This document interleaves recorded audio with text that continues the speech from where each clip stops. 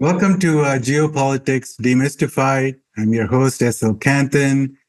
Today we have a fantastic guest, Vanessa Beeley, and she's from the UK, but she's been living in Syria for a while.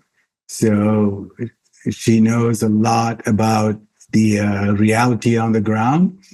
She's a writer, journalist, podcaster, and she speaks so much truth that there is a Wikipedia page for her saying bad things about her, saying she's a conspiracy theorist. Oh God. That's when you know that she actually speaks a lot of truth. So this is going to be a wonderful conversation. Thank you for coming, Vanessa. Oh, you're so welcome. It's really good to talk to you.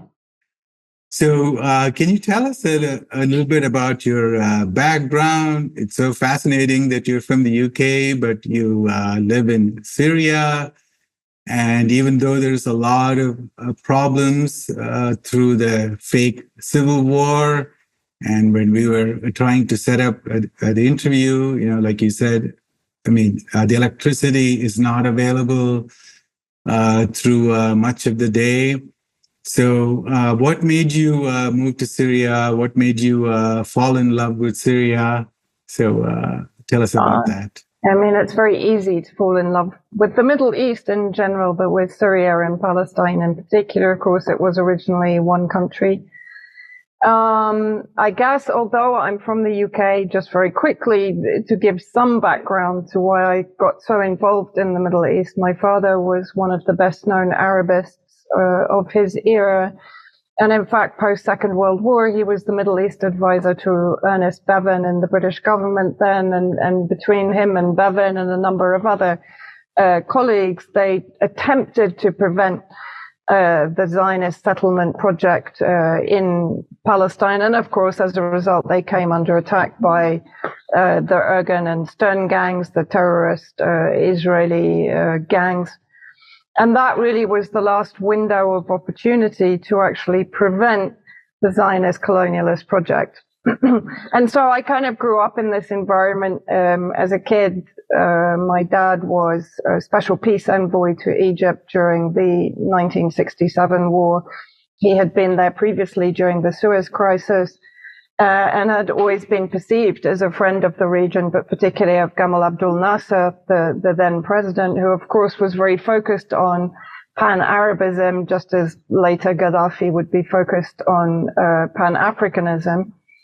And my father was one of the few Brits that Nasser trusted. Wow. And so I kind of grew up in this environment. I'm not saying it, I guess I absorbed it by some weird symbiosis because I took it to a completely different track for most of my life. But in 2012, my father died in 2001, and I started to go through some of his diaries and his confidential papers and so on. And in 2012, I had the opportunity to go to Gaza. I had a couple of failed attempts because for people to understand, the Egyptian Rafah border is not actually controlled by Egypt. It's controlled by the Zionists. And therefore, if your name is blacklisted, and of course, my father's name, this is conjecture on my part, but my father was hated by the Zionist regime. And so when my name came up, I was spun, even though I had all the papers from the Egyptian authorities and even from the British authorities to give me insurance to go into Gaza. So eventually I entered through the tunnels about 3 days before the 2012 Israeli aggression.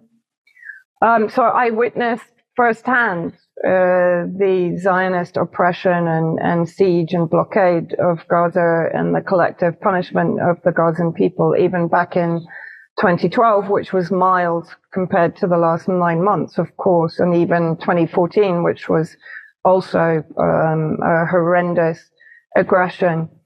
And so I guess really it was very much a personal path for me. I guess originally so one question, Vanessa. Yeah. So when you went in 2012, Were you there but during the bombing? Yes, for sure. Yeah, because one, I'd entered through the tunnels. So according to Egypt, I was not inside Gaza. So I was effectively inside Gaza without any visa or any paperwork. So it was impossible to leave except by the tunnels. And the tunnels, of course, were being heavily bombed by the Zionists during that particular aggression. But added to that, of course, I went and that's what I wanted to say. I originally went into this as an activist, and then it sort of developed into the journalism because, in a sense, the most effective activism in these kind of situations is to report what you see. Because, of course, what I see is not going to be reported by Western media that is always confirming its own bias, whether it's to their own regime's foreign policy or, of course, to the Zionist foreign policy or policy towards Palestinians, which is intrinsically intertwined with Western foreign policy. That's also very clear. So when you become aware of the fact that what you're seeing is simply being lied about or misreported or reported with omission, and the voices of those people that are literally being bombed and murdered and shot and just killed summarily, executed summarily, are not being heard in the West. They're not being understood, and they're not being transmitted honestly. And in reality, most of their voices are being completely erased and disappeared in favor of the biases that Western media is upholding. And so it's very easy to go from activism to journalism. And once you get into the journalism, you can't unsee what you see. And so then it becomes really a path of conscience. I can't turn my back on what I've seen, on what I've experienced, because that would be a betrayal of what I've seen and what I've experienced, and the people that are actually living through and enduring the immense suffering that's being imposed upon them by the neocolonialist regimes in the West and their allies in the region, of course, in the Gulf states, in Israel, and further afield. Wow. So when you went to Gaza, did you stay there for a few days, or what was it? Yeah, I stayed for, I think that aggression lasted 8 or 9 days. I can't remember accurately.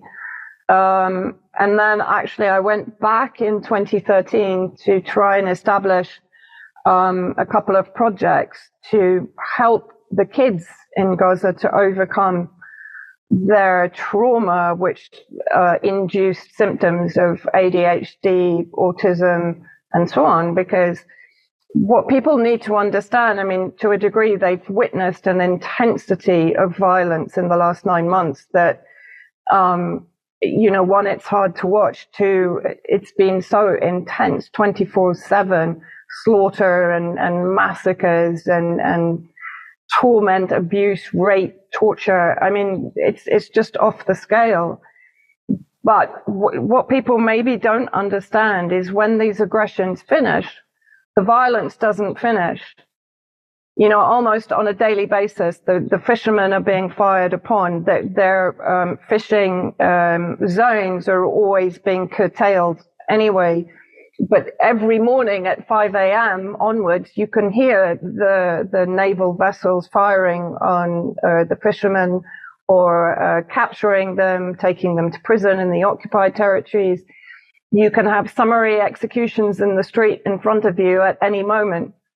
The Israeli drones that are permanently in the sky and permanently this awful noise that you're probably hearing on the various videos that you've seen out of Gaza, this constant hum, buzz that just drives you crazy when you're living in it 24/7. Any one of those drones at any point can execute someone in the street. I mean, I remember being in a meeting one time and we heard an explosion out in the street during supposed peacetime And one of the drones had just obliterated a young hospital porter going to his work at the local hospital on the basis he's Hamas. And none of these executions are ever reported, ever investigated, ever prosecuted. Israel is never held accountable for them. The day I arrived in Gaza, there was a 13-year-old boy, Hamid Abu Daga, who was playing football outside his house after school. The Zionist helicopters had led an incursion into Gazan territory with Israeli tanks, and they machine gunned the boys and killed Hamid Abu Daga on the doorstep of his house. My God. You know, this is, I mean, Eva Bartlett, another colleague of mine who's spent much more time than I have in the occupied. I've never been to the occupied territories, but also in Gaza. She was there in 2008-9 for the Kars-led aggression. She was with me in 2012. You know, it's very hard to describe the daily brutality, even when it's not officially an aggression. It's the sonic booms. The planes will break the sound barrier to create the sound of an explosion, to keep the children particularly in a constant state of trauma and PTSD. There's a million things that Israel does to ensure the collective torture of the Palestinians inside, you know, the kill box that is Gaza, basically. Wow. And the Israelis, they control all the food, the water, the electricity, and all of that. The internet, everything, telephone lines. I mean, they also, I don't know if you've been following the amount of surveillance that has been established on the kind of Israeli-built borders around, or fences and walls around Gaza, including automatic machine gun turrets that I saw for myself, where, for example, in the north, they had these automatic gun turrets when I was there in 2013, and I went on a protest with locals to the wall there, and they told me that the distance at which, like if a kid crosses the line, for example, at 5 meters, the gun is programmed to open fire, so that kid will be killed. But the thing is, they change that distance on a regular basis. So one day it can be 5 meters, another day it can be 10 meters, 20 meters, 1 meter. So the locals never know at what point the gun is going to be triggered to actually eliminate them, basically. And you know, yeah, it's absolute hell. And I mean, that's without what's happened in the last 9 months, which has just, you know, I still have contact with some friends in Gaza that, of course, I made back in 2012, 2013. But I'm losing touch with many of them. I don't know if they're still alive. I don't know where they are. The hell that they're now living through is unimaginable for most people. You know, so, what keeps the people of Gaza going, and what makes them wake up in the morning? Partly, I don't think they have any choice. You know, it's not like for us, even here in Syria, it's difficult to leave Syria, but it's possible. We're not in like I said, an extermination camp from which there is no escape. The Rafah border with Egypt has been closed since October the 7th, and even before then. Egypt is completely enslaved, in debt to the IMF, to the US, to the EU, to the Saudi, to the Gulf states, to Saudi Arabia, UAE, to Jordan, and to Israel. You know, under the Sisi presidency, ties have been deepening with Israel on an economic, military level. I mean, in 2024, the exports to Israel were the highest they've ever been from Egypt. So despite the genocide, and mafia cartel bosses that are like Ibrahim al-Ajani, who's linked directly to Sisi, the president, and to his son Mahmoud, And he is in control, basically, of the Sinai and of that Egyptian Rafah crossing. And he's basically been charging Palestinians for adults 5,000 to get out of Gaza, and for children 2,500. Before the genocide, it was 500 and 250 for kids.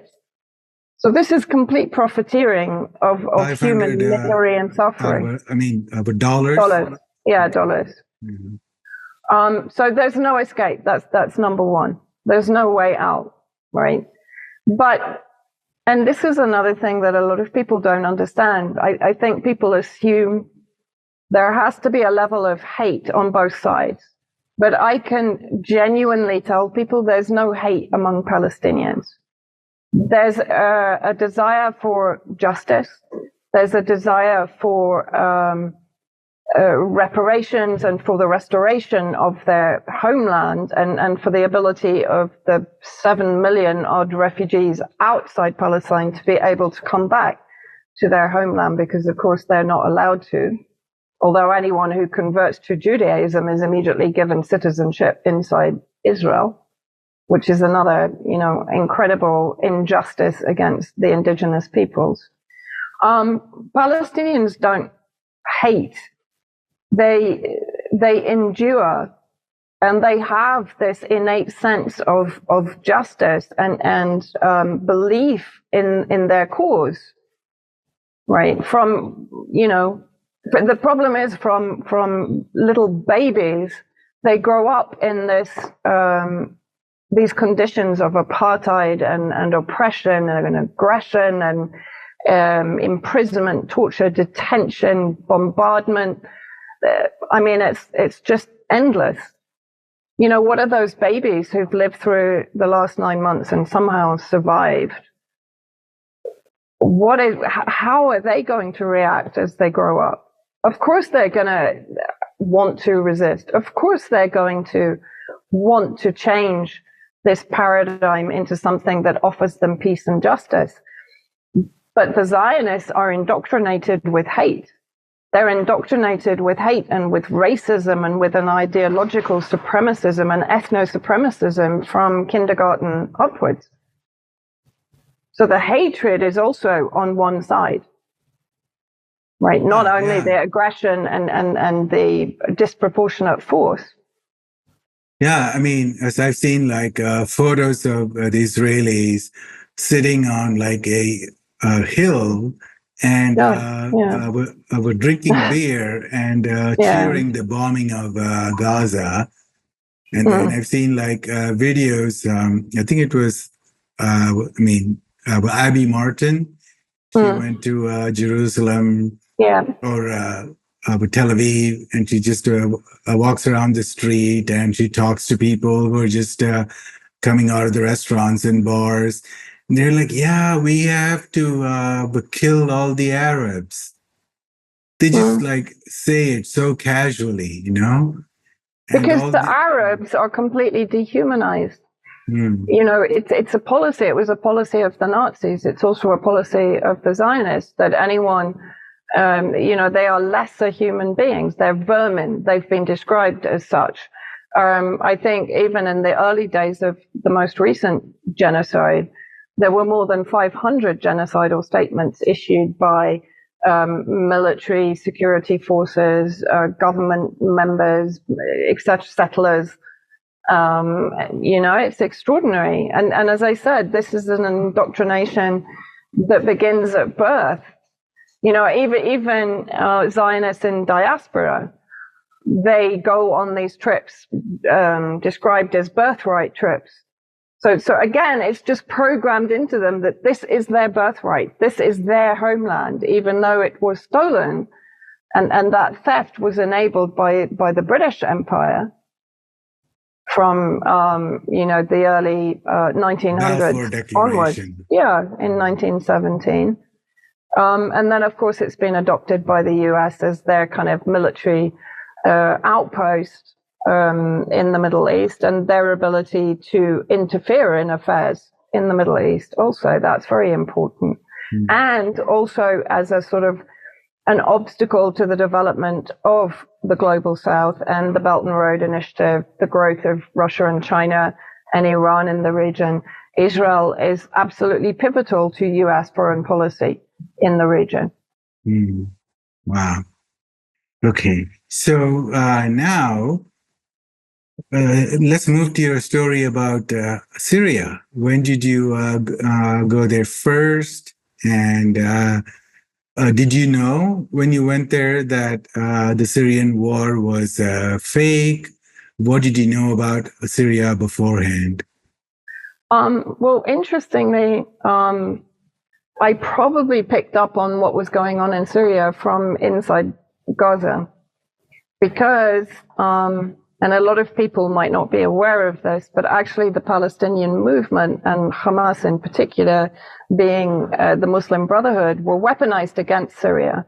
Yeah. And so when I was in Gaza and I was speaking with high-level Hamas political wing members, because there is a big differentiation between the political wing that definitely betrayed Syria with the backing of Qatar and Saudi Arabia. Not only Syria, they also betrayed Hezbollah and Iran, the axis of resistance. And there was a couple of instances, I think in April 2013, Israel bombed Damascus. And at that time, it looked very much like a sort of tactical nuke. It was a massive mushroom ball explosion. And so I interviewed a spokesperson from Hamas that was very close to Ismail Haniyeh.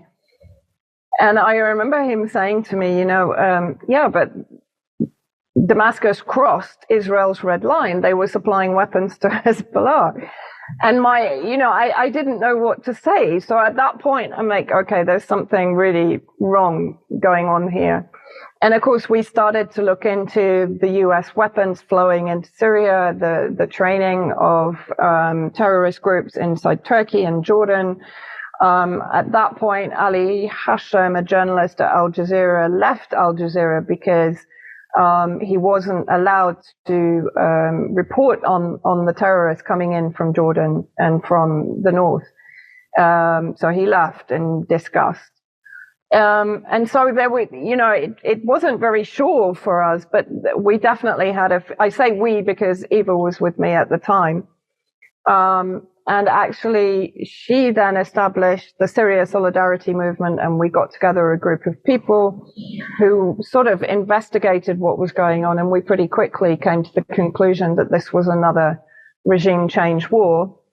And historically, if you go back and look at the kind of past 75 years of CIA and MI6 interference in Syria, it becomes even clearer when you look at the intelligence documents from the United States, the email from Jake Sullivan to Hillary Clinton in 2012, sort of basically saying, Al-Qaeda is on our side in Syria. As it was, of course. Yeah, go on. That email was sent one day right after the announcement of the Al-Qaeda. So on February something, the Al-Qaeda, they released a statement for the public saying that we are going to go into Syria to fight Assad. And I think either the same day, within a few hours, or the very next day, Jake Sullivan, he sent an email to Hillary Clinton. Yeah. And there were released documents from the CIA actually detailing how they would use Islamist insurgents, as of course they had previously in Syria. The Muslim Brotherhood had been weaponized on two other occasions, but most notably in the late 70s against President Hafez al-Assad, the father of Bashar al-Assad. So I guess really the first time I tried to go in 2015, and I went the first time in July 2016 as part of a US peace delegation. And during this delegation, we met with the president, we met with members of parliament, members of the opposition. Wow, so you got to meet President Assad? Yes, we had a 2-hour meeting with him, which was fascinating. So what is he like? He's quite extraordinary. Very informal, no airs and graces, very open. I mean, very unlike any politicians that we have in the West that are a complete disaster. I mean, they're just script reading, so if you take them off script, they don't know what to say to you. Absolutely the opposite. Completely open to any questions, even difficult questions from some of my colleagues. Very open, no hesitation before he spoke. Visionary, and very humble, very, very humble. I mean, throughout the war, they didn't live in some kind of luxurious, safe environment. They lived in their apartment in the center of Damascus, even when ISIS was, I think, less than a couple of kilometers away from their apartment. They stayed there. The kids continued to go to school every day. Even when the bombing was pretty intense from the terrorist groups that were encamped in the suburbs of Damascus. So, by the way, I mean, yeah. So I have watched some videos on social media and stuff, and President Assad and his wife would just drive the car without, he would be in the driver's seat. The president of a nation driving a small car around like a regular He's famous traffic, for this, actually. And they would just stop by a mall and without it. I mean, there must be some security guards, but you can't really see them in the video. And no, apparently he often does. If he can't sleep, I've been told he does just get in his car and go for a drive around the city, and he doesn't inform his security. So when he arrives at the checkpoint, they're like, "Oh my God!" And yeah, he does just go and drive. I mean, I don't know if you remember, but in 2021, myself and Eva were here for the elections, and immediately after the elections, he went to get takeaway in Medan, which is a Damascus suburb, which is one of the most crowded areas. And one of the most simple areas, a lot of markets, a lot of takeaway stores and things like that. And him and his entire family completely kind of surrounded by people, without any security, pushing people back. You never see that with him.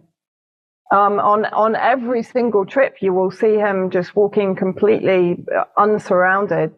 But the security are there, but he doesn't allow them to, in the West, you'll see Macron, for example, the security completely around him because he's hated.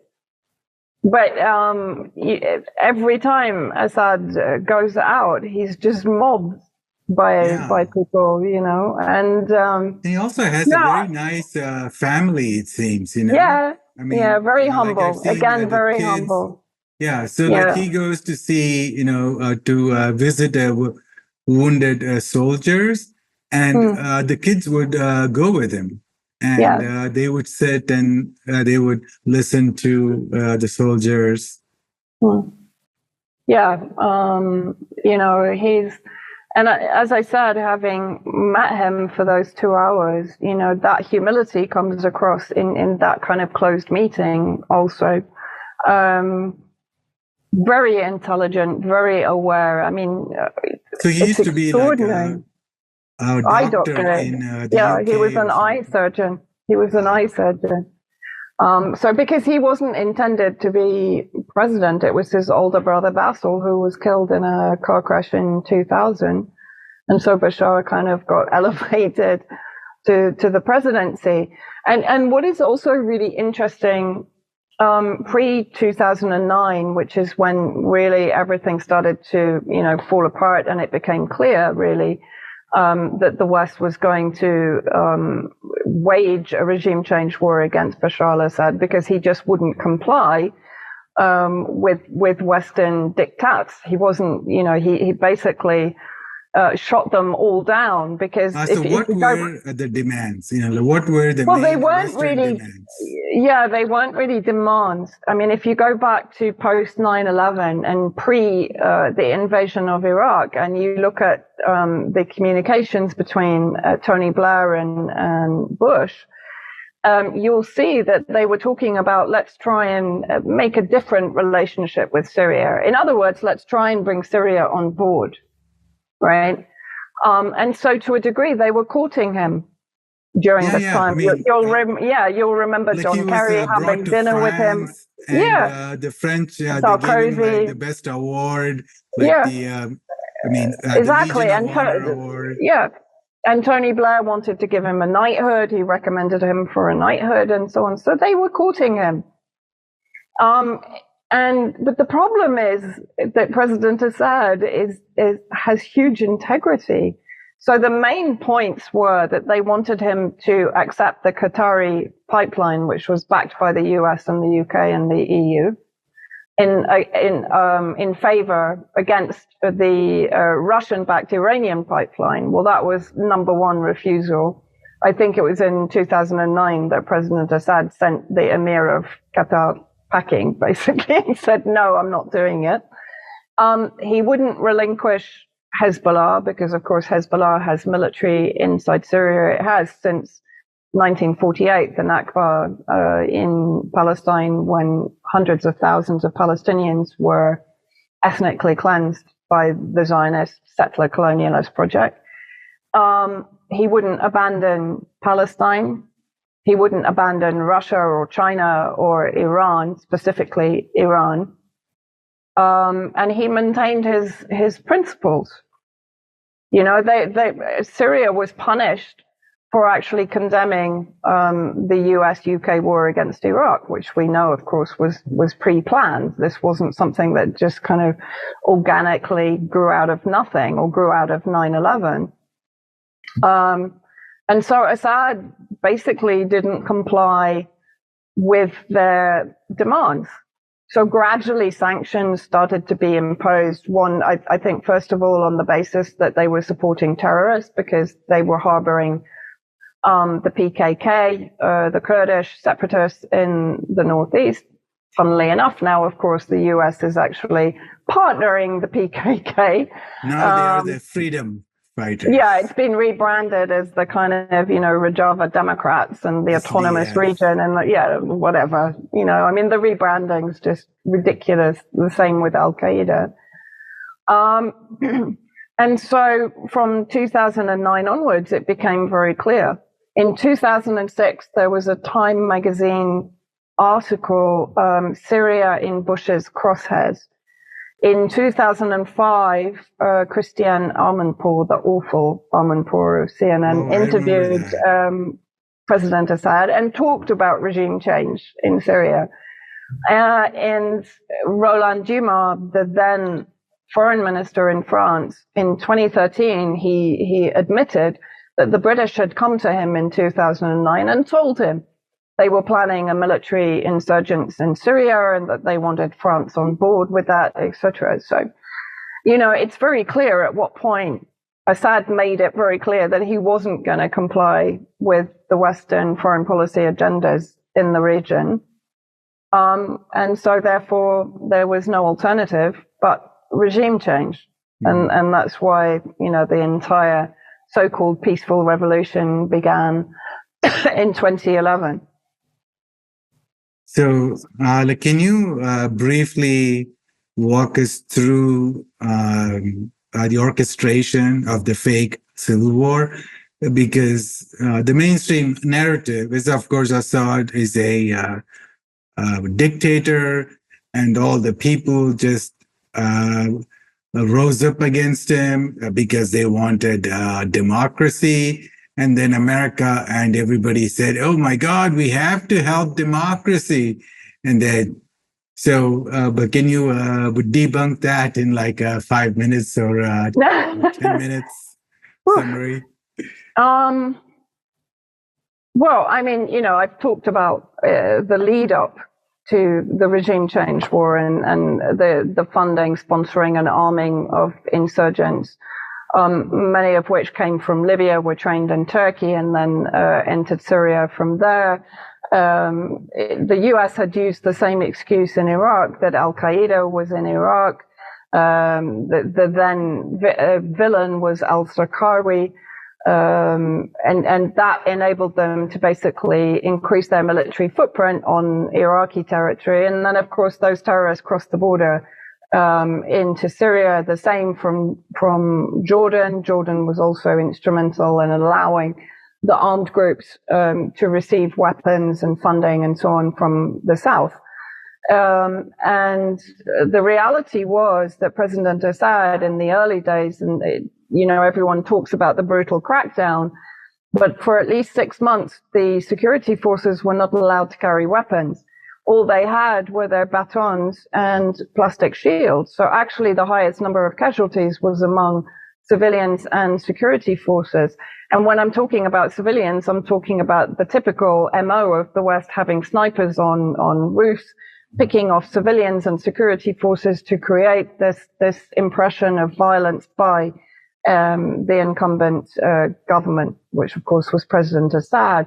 And Assad then basically provided a huge number of reforms, and guarantees to try and create a peace, to try and calm everybody down. But of course, this was not a genuine protest, because had it been a genuine protest, then these responses to their demands, all of which were met by President Assad in those early days, would have been enough. But of course, that's not what the West wanted. So then they started to provide more weapons, and Al-Qaeda and ISIS were reinforcing the Muslim Brotherhood factions, which were the Free Syrian Army. Very early on, we saw that Colonel al-Qaeda, who was Free Syrian Army, was collaborating with ISIS in a number of massacres and occupation of Syrian Arab Army bases and so on. So it was very, very clear from very early on. I remember taking testimonies from the fire brigades in Latakia and Tartus in the early days of the protests. And they were telling me, the peaceful protests, like we never saw people like this on the streets of our towns. Islamists with these beards, and they weren't from Syria. And the fire brigades were completely unarmed. I mean, they were there to keep the peace and to use the water cannon if there were clashes between the supporters of the government and the protesters. But they were getting knifed, they were getting sniped, because there were already guns among the protesters. Then they were getting besieged in their headquarters, so that they couldn't actually get out to try and help people who were getting beaten up by these gangs. And there was one testimony that I took of a mother whose son was in the security forces. He was in the police forces, and he was unarmed. His body was returned to her, cut into pieces in a plastic bag by the protesters. So, this was very early on, and the chants of Alawites to the grave and Christians to Beirut, these kind of sectarian slogans that were being used by these peaceful protesters were very far from peaceful. And of course, then that unleashed a series of sectarian massacres targeting Christians, targeting Alawites, targeting Yazidi, Ismaili, all the ethnic minorities inside Syria, because Syria is secular, but it's incredibly diverse. It's not only Orthodox Christianity, it's Catholicism, it's Presbyterianism, it's evangelical Christian. It's an extraordinary country, and a lot of people don't realize the extent of diversity here. And yet all of that coexistence and diversity was under attack at that point. So they have some of the churches from 2,000 years old, the caves and monasteries. Well, they have. I mean, of course, in Damascus is where Saul converted, and they still have the tiny little chapel where allegedly he had his epiphany and converted to Christianity. In the Umayyad mosque in Damascus, you have the remains of John the Baptist. Wow. In Damascus, in most cities here in Syria, you can hear church bells next to the mosque to the azan prayer. And this is always my point. This is what the West is trying to destroy. It's trying to destroy coexistence. Because in pre-Zionist Palestine, Jews and Christians and atheists and Muslims lived side by side in a one democratic Palestinian state, which was effectively secular. It wasn't a Muslim state. Syria is not a Muslim state. It's a secular state.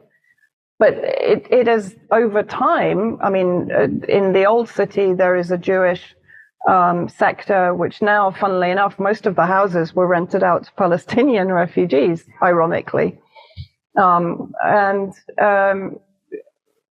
it's an extraordinary country from that perspective. I think in one of the churches in the Christian Valley, they call it, close to Homs, there's a tiny, I've forgotten the name of it now, there's a tiny church that carries the letter from Prophet Muhammad instructing Muslims to protect Christians. Wow. But, this is Syria. This is the beating heart of Syria, is this incredible diversity and coexistence. But I would also say the same about Palestine prior to British mandate and British interference and the Zionist settler project. So what is your day-to-day life like in Syria? I mean, do you speak the language, the Arabic, or? Badly. It's a very difficult language. Syrians always tell me, no, it isn't, but it is, trust me. So you just smile a lot, nod a lot? No, I mean, I can get by. And I can understand more than I can speak. It's improving slowly. But life here is incredibly tough. I mean, they've been under sanctions basically since 2000, but of course, since 2011, they've been increased unbelievably, and they're not really sanctions. They're collective punishment, coercive measures against the Syrian people. In the northeast, of course, all resources are occupied by the United States and their various proxies, which include ISIS and the Kurdish separatists. In the northwest, the same. In fact, Al-Qaeda has a monopoly over the processing of the oil that is stolen by the Kurds and the Americans in the northeast. People can check that. The company's name is WATAD, WATAD. So there is, there is collaboration. Yeah. Sorry, I mean, I might have seen something about that in the WikiLeaks emails as well. Yes, possibly. About how they were planning to divert the ISIS oil revenue into the Federal Reserve Bank of New York. It was really shocking. Possible. Yeah, it's complete theft. But of course, also what it is, more importantly, is the deprivation for the Syrian people in order to turn them again, or attempt to turn them again against the government. So we have literally no fuel for cars, for generators. We have no electricity. I mean, here I have 4 hours off, 2 hours on, which is pretty good. Most people will only get an hour and a couple of hours per day, particularly in rural areas. Hospitals are struggling because they can't replace equipment and machinery and so on. They can't buy new machinery. They can't get the fuel to maintain the generators when the electricity goes, for example. But it also means being in the Middle East, surrounded by trillions of dollars of oil reserves, and people don't have oil. What madness. Well, imagine in Gaza in Palestine. Like there's 1 trillion cubic feet of natural gas off 20 nautical miles off the coastline of Gaza, which was discovered pre-2000, and the Palestinians have never had access to it. It's their oil. And the oil that Israel is selling to Egypt and to countries in the region is Palestinian oil off the coast of the occupied territories. And of course, also there's 122 trillion cubic feet off the Levant coast, so off Syria and Lebanon, which of course they want to get their hands on also. That's a part of, the Golan Heights, or that's different? No, that's the East Mediterranean. So that's the coastal area of Latakia and Tartus in Syria, and then in the coast, you've probably heard of the Karish gas station off the coast of Lebanon. There was a kind of a conflict between Hezbollah and Israel over exploration rights a couple of years ago.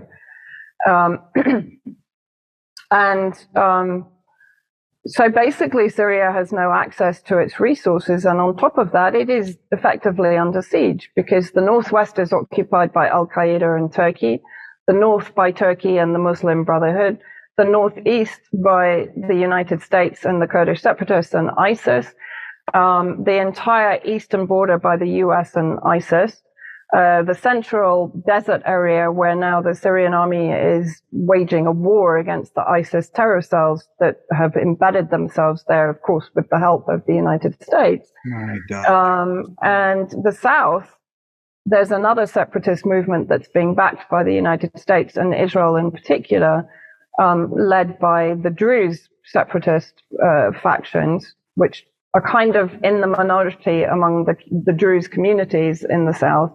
So that's near the border of Jordan, or? Yes, near the border of Jordan and the occupied Golan. Because the Golan territories were taken in 1967 illegally. And of course were annexed by Israel, which provides 30% of the water supply to Israel. So not only oil, but also natural resources that are being stolen from Syria. And, so life here is incredibly hard because inflation is soaring. The food prices are astronomical. Salaries have stayed pretty much the same. To give you an idea, most people are earning about $20 a month. Wow. With the current exchange rate. But food is consistently going up because supply is down. Demand is up, supply is down. So there's no real exit from Syria, and there's no entry for humanitarian aid and relief, except for the Al Bukamal crossing, which is in the eastern sector on the border with Iraq. And that's the last remaining open border crossing that's under the control of the Hashd al-Shabi, the Iraqi resistance factions that are affiliated to the Iraq military, and the Syrian Arab Army. So the recent rapprochement with the Arab League, that kind of stuff has not helped a lot? Well, the thing is that the Arab League is completely in the sway of the United States generally. I mean, when you look at it, Jordan actually helped the United States and the UK to defend Israel against the Iranian retaliation for the Israeli bombing of the embassy here in Damascus. I mean, two of my friends were grievously injured on that day because they were jogging past the embassy. Many civilians were injured and killed on that day. Jordan,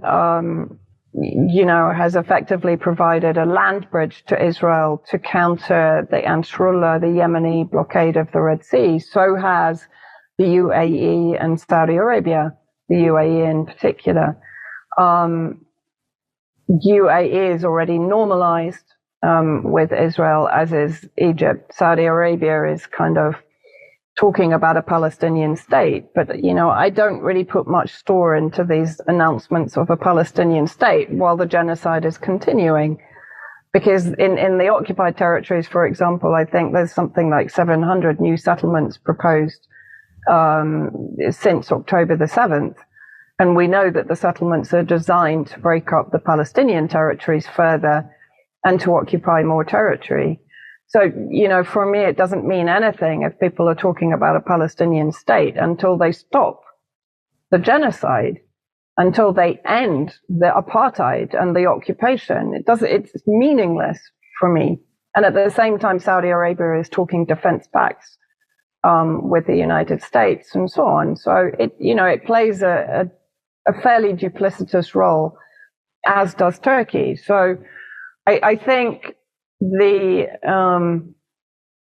normalization, as it was described with President Assad, was an admission of defeat because effectively the regime change war failed. And I think this is an attempt to sort of, again, influence President Assad and influence his policies in Syria through the Saudi Arabia influence and potentially also the UAE influence. Wow.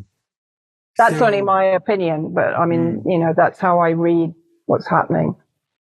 So there was some hope that when things calm down, China's Belt and Road Initiative would be able to extend to Syria and will be able to make a big difference in reconstruction and all of that. So how does that prospect look right now? Well, I mean, as I said, it was no mistake that Israel was created when it was, because this was at the point of the rise of Pan-Arabism and the United Arab Republic, which was Egypt and Syria. And if you look at geographically where Palestine is, it was obvious that they were going to create this settler colonialist project there to divide Egypt and Syria. And to a large degree, it's worked. Because Egypt, as I've talked about, is completely, in a sense, I describe it as the Ukraine of West Asia. It's completely sold out. Most of its technology, its resources, its industry is now owned by foreign interests. It to a large degree, doesn't have its sovereignty anymore. So, that plan to a degree has worked. If you go back to 97 to the clean break doctrine that was actually commissioned by Netanyahu back then, it talks about fracturing the region in order to secure Israel's future, and that Syria was instrumental. Of course, Syria is instrumental. It's the land bridge between Iran, Iraq, and the resistance, right? If Syria had fallen, the resistance wouldn't exist as it is now, without a doubt.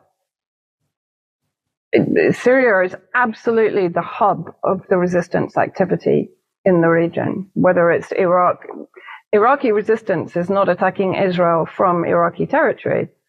It's attacking Israel from Syrian territory, right?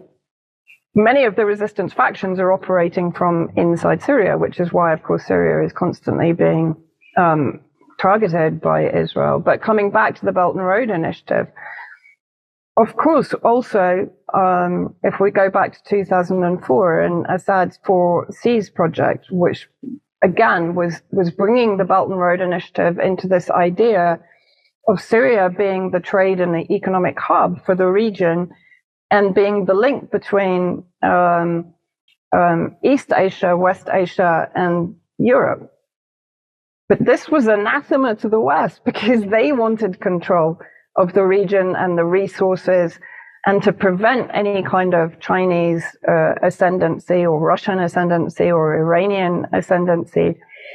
And so therefore, part of Israel's role is to divert away from the Belt and Road Initiative to the Indian Middle East Economic Corridor, which is from Mumbai through the Gulf states, Saudi Arabia, UAE, Jordan, into Israel, and then Egypt, and then to Europe.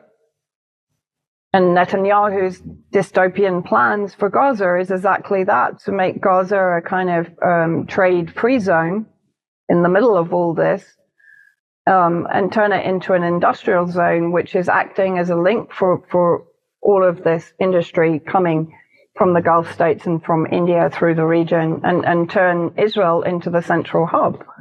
This suits the West. So, part of what is happening now, part of the genocide, part of the war against Syria, is this war between the two axes. The rising multipolar axis and the declining unipolar neo-colonialist supremacist axis.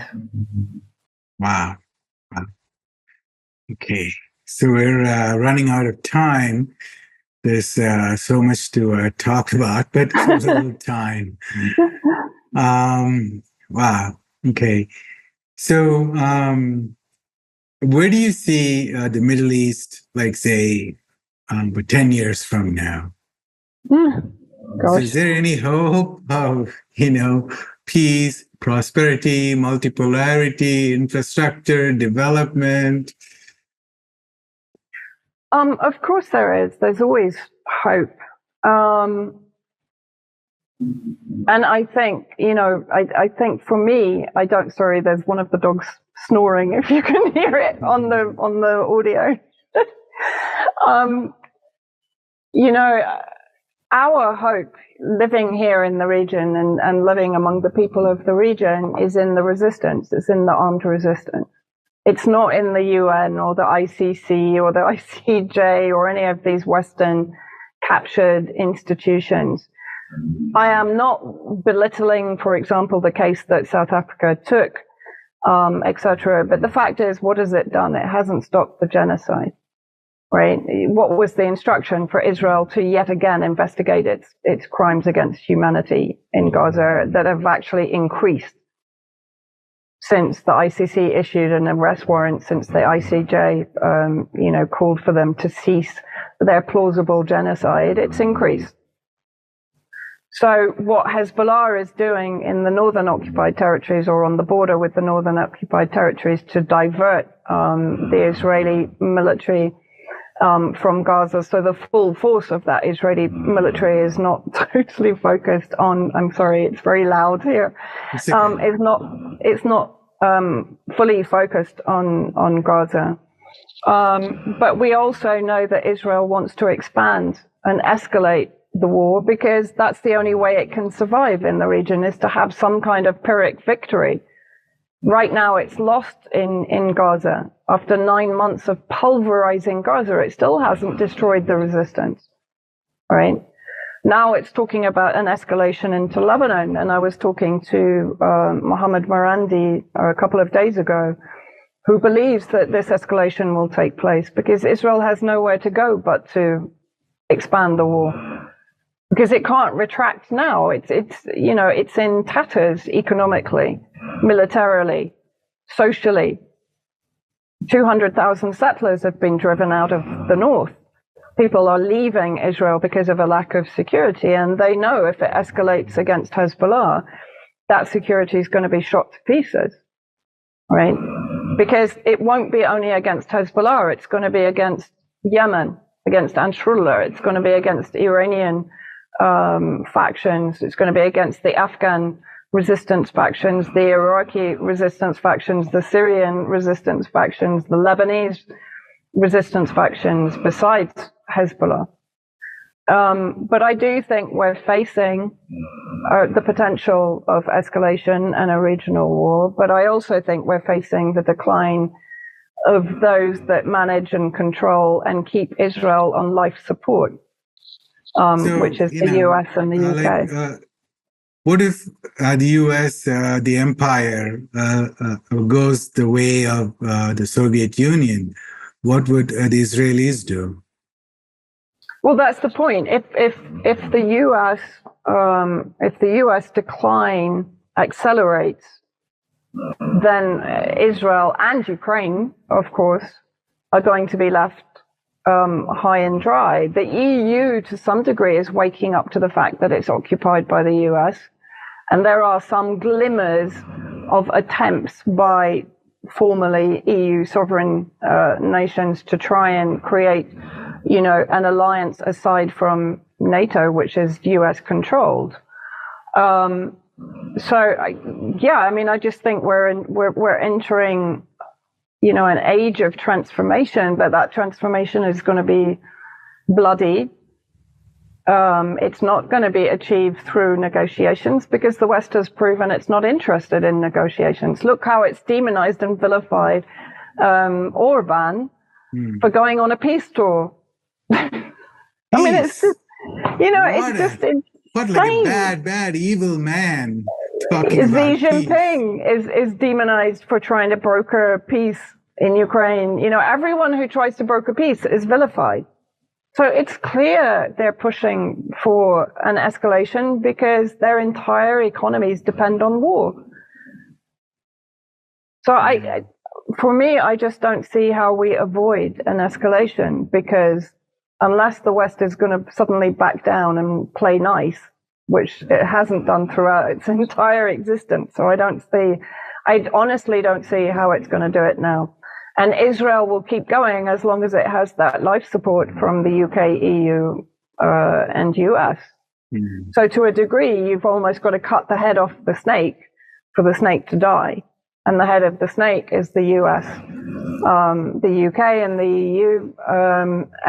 But I think if the war expands in Lebanon, the US is going to see itself being targeted way more than it has done until now. In the regions that it occupies, like, for example, Iraq and Syria, even to some degree in Turkey. Mm. Wow. Okay. Interesting time. Well, you're doing God's work by staying in Syria, because very few journalists, they get to report from that area. So be safe. And where can people find you, follow you, read you, watch you? Mostly at my Substack, Patreon, Twitter. I'm still there, although I'm heavily shadow banned. Telegram, and I'm hanging on YouTube. Again, I'm not quite sure for how long, but those are the main ones. Okay. So we'll put all those the information in the video. Thank you so much, Vanessa. Thank you. Thank you very much. Thanks for having me on. Sure. I have a wonderful day. Thank you. Bye.